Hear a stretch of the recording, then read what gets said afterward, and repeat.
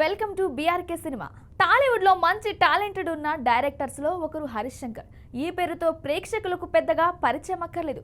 ఇంకా చెప్పాలంటే గబ్బర్ సింగ్ డైరెక్టర్ అంటే టక్కున గుర్తుకొస్తుంది. కానీ ఇంత మాస్ టాలెంటెడ్ ఉన్న టాలీవుడ్ లో మాత్రం తనకు గుర్తింపు రాలేదని విశ్లేషకులు సైతం చెప్తుంటారు. పవన్ కళ్యాణ్ తో గబ్బర్ సింగ్ లాంటి సెన్సేషనల్ బ్లాక్ బస్టర్ తర్వాత హరీష్ శంకర్ ఎక్కడికో వెళ్లిపోతాడు అని అనుకున్నారు. స్టార్ డైరెక్టర్స్ లీగ్ లో మొదటి వరుసలో ఉంటాడని అందరూ అనుకున్నారు. కానీ ఆ సినిమా తర్వాత ఎన్టీఆర్ తో రామయ్య వస్తావయ్య చిత్రం చేసి పెద్ద ఫ్లాప్ ని అందుకున్నాడు. దీంతో హరీష్ శంకర్ గ్రాఫ్ బాగా డౌన్ అయింది. మళ్ళీ ఆయన సాయిధరం తేజ్ తో కలిసి సుబ్రహ్మణ్యం ఫర్ సేల్ అనే చిత్రం చేశాడు. ఈ సినిమా కమర్షియల్ గా పెద్ద బ్లాక్ బస్టర్ అయింది. హరీష్ శంకర్ కి ఒక విధంగా కంబ్యాక్ లాంటి మూవీ అనుకోవచ్చు. ఇక ఐకాన్ స్టార్ అల్లు అర్జున్ తో దువాడా జగన్నాథం చిత్రం యావరేజ్ గా ఆడింది. ఆ తర్వాత ఆయన వరుణ్ తేజ్ తో కలిసి గద్దలకొండ గణేష్ అనే చిత్రం చేశాడు. ఈ చిత్రం కమర్షియల్ గా మంచి సక్సెస్ అయింది.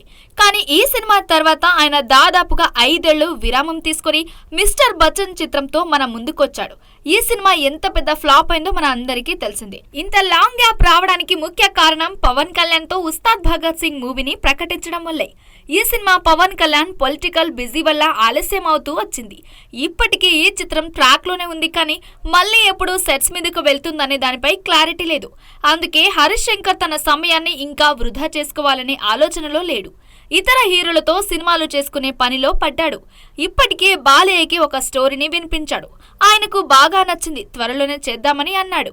సంక్రాంతికి వస్తున్న బ్లాక్ బస్టర్ తర్వాత వెంకటేష్ చేయబోయే సినిమా కోసం ఫ్యాన్స్ ఎదురుచూస్తుండగా 50కి పైగా కథలు విని ఎవరికి గ్రీన్ సిగ్నల్ ఇవ్వలేదనే ప్రచారం ఫిలిం నగర్లో ఊపందుకుంది.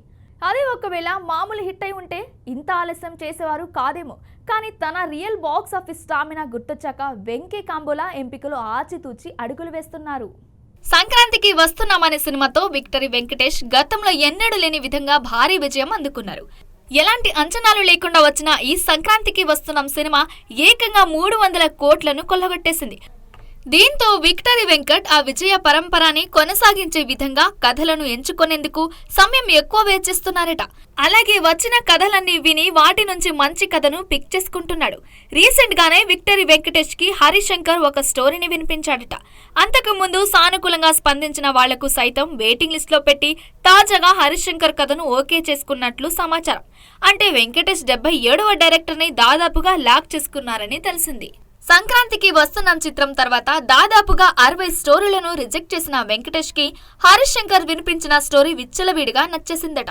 ఇటీవలే మిస్టర్ బచ్చన్ ఫెయిల్ అయినా అతని క్యాపబిలిటీ మీద నమ్మకంతో వెంకీ గ్రీన్ సిగ్నల్ ఇచ్చారని అంటున్నారు. అఫీషియల్ అయ్యేదాకా నిర్ధారణ చేయలేం, కానీ సోర్స్ అయితే గట్టిగానే ఉంది. దీంతో షెడ్యూల్స్ ప్లాన్ చెయ్యి డేట్స్ ఇస్తానని చెప్పాడట. రాబోయే 2-3 నెలల్లో ఈ సినిమా సెట్స్ మీదకు వెళ్లే అవకాశాలున్నాయి.